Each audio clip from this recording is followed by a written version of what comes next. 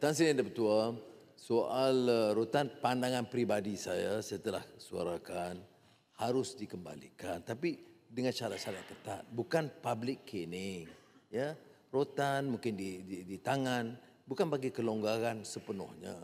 Saya pernah jadi guru dan saya ingat puluhan anak-anak saya dah rotan, tapi di tangan.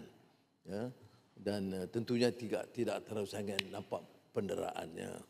Tapi ada juga pandangan umpamanya daripada kumpulan-kumpulan hak asasi yang merasa ini termasuk dalam kategori penderaan anak-anak. Jadi saya faham kontroversi itu.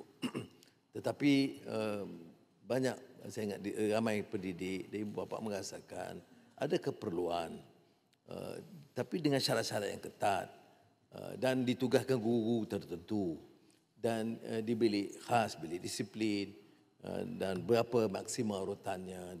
Jadi adalah beberapa peraturan. Jadi saya tidak fikir ibu bapa harus terlalu bimbang. Ya.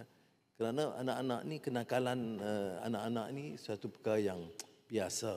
Tapi ada kadang bila dia langgar peraturan yang agak berlebihan, tentunya harus ada hukuman.